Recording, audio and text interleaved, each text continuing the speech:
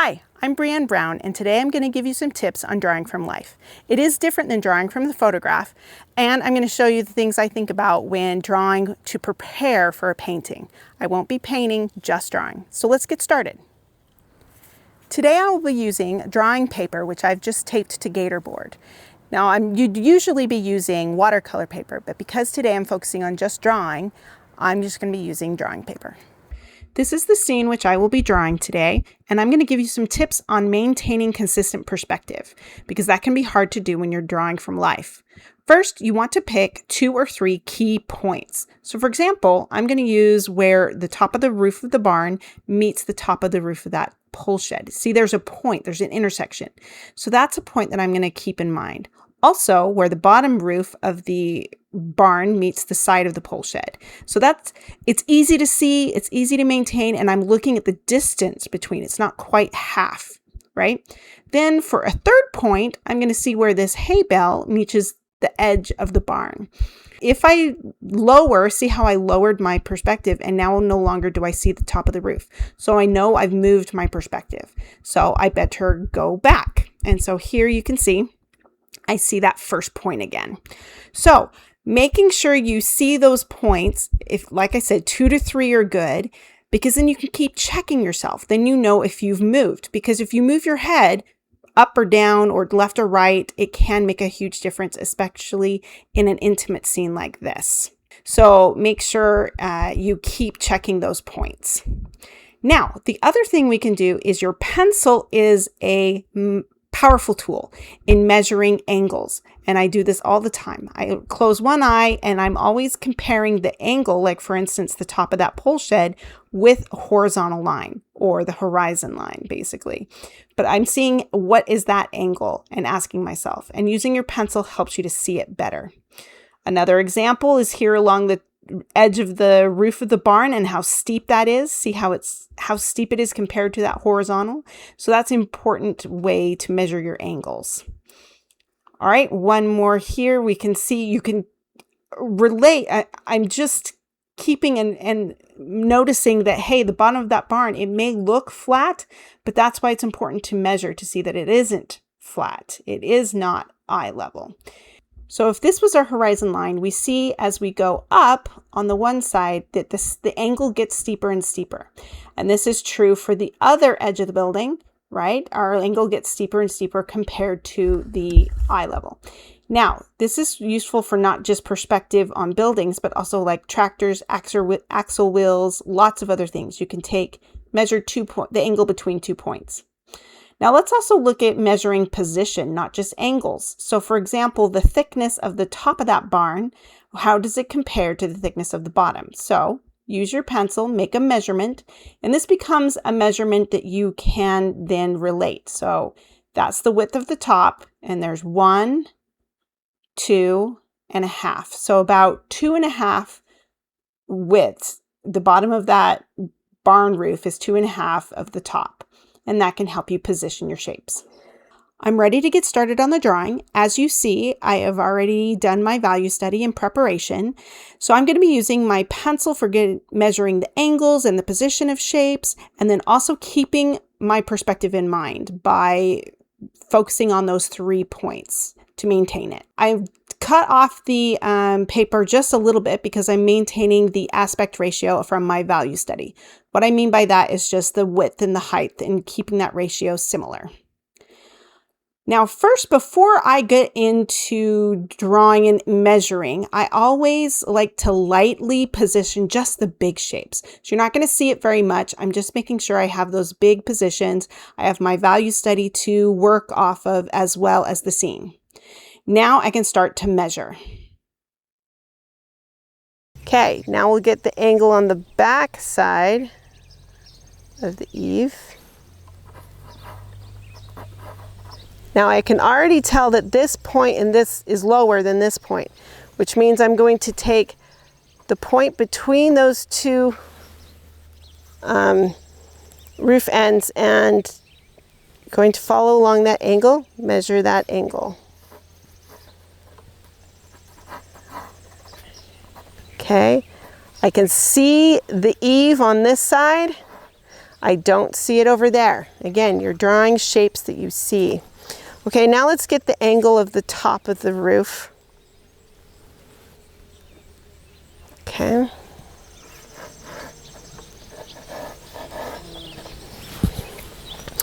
All right, let's get this angle coming down on the back side. Gonna double check that one. Yep, pretty close.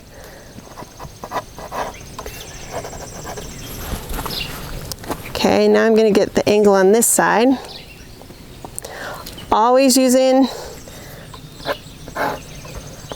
my pencil, and wherever I can do a measurement, I do it. Okay, what about this one?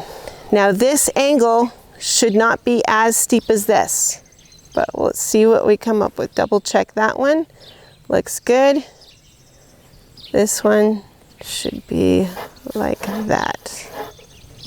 Let me double check it. Looks good. Okay.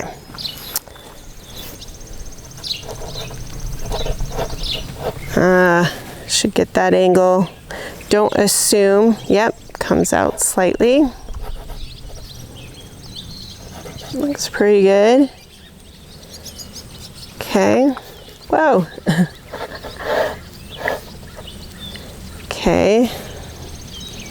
Let's do that one there.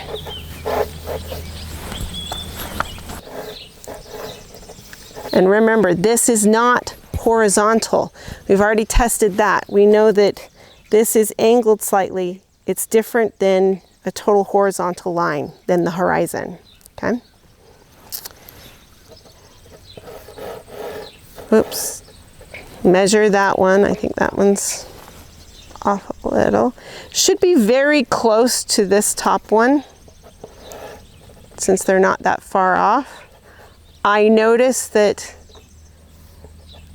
I'm comparing it. So remember, I'm looking at the relationships between this point and how far in the front of this barn goes.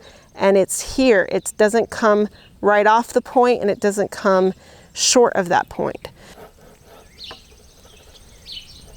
All right, the angle underneath that overhang,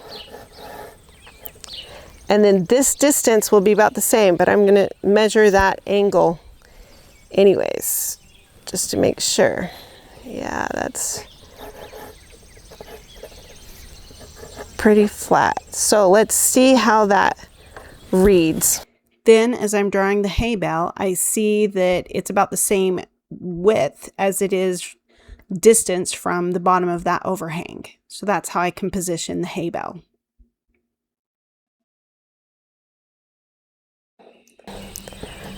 Now this door will go across that same top line. But look at the drawing. So that one, the door is open. So I'm looking at that shape. Oh, and then I love all that stuff that's in front of the door.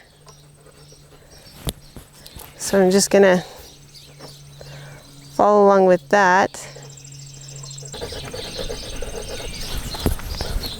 Thicker there.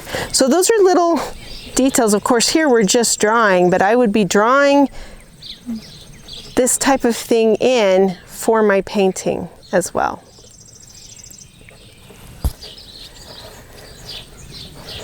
Things, and there's my, oh, let me get that angle. Good. Okay.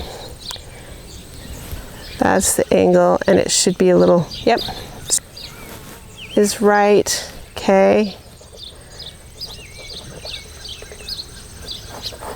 Goes along.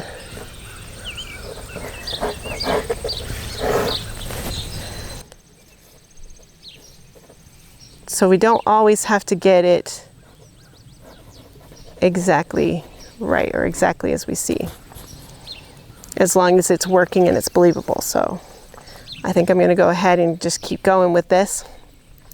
Now, what I am noticing also, that my tractor Actually should be further back. I am going to move the tractor out just slightly. Horizontal. I'm comparing it to the horizon. That angle. Yep, looks pretty good. This angle.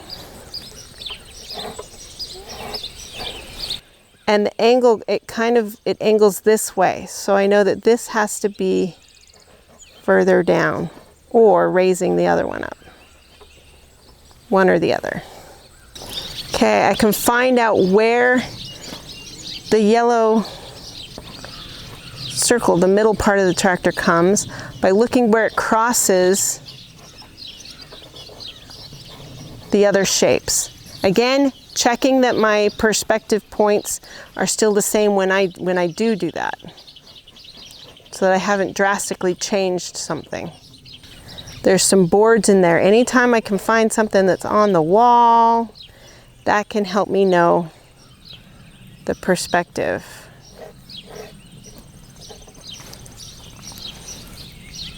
Even if it's just a short little line,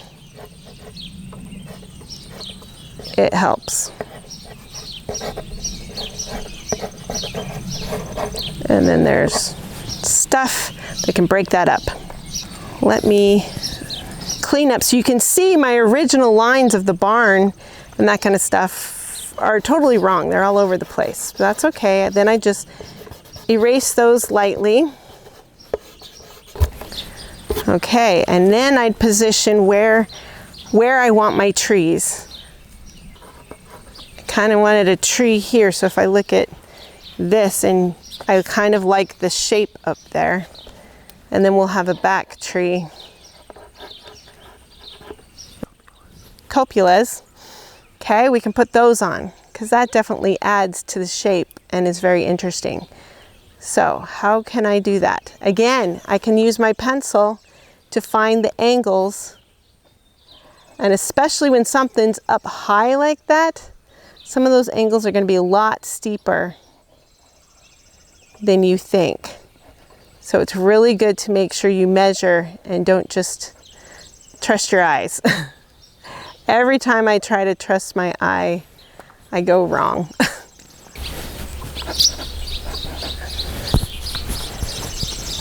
All right, and I can also bring in just a little bit of shading.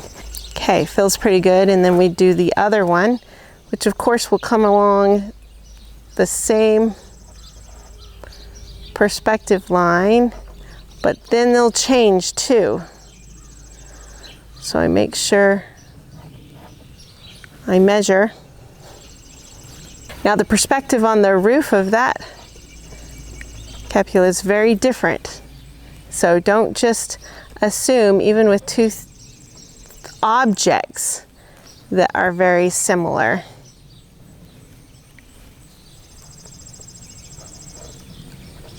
The perspective is not necessarily going to be the same. There. All right, so this is as much as I would do on the drawing for a painting. I hope that this video was helpful and that the tips I gave you can give you the confidence you need to get outside and start drawing. Remember, some of the key takeaways are to maintain your perspective by using 2 to 3 key points that you can always keep referring to and positioning yourself in the right way. Also, you can take your pencil and use it to measure your angles and position. And by practicing these key skills, you can improve your drawing and your painting skills. So have fun with that. Also, if you like this video and you want to see more, please like and subscribe to my YouTube channel for more tips and tutorials. Also, you can visit my website at travelingcolorstudio.com for more online opportunities. Thanks, and happy painting and drawing.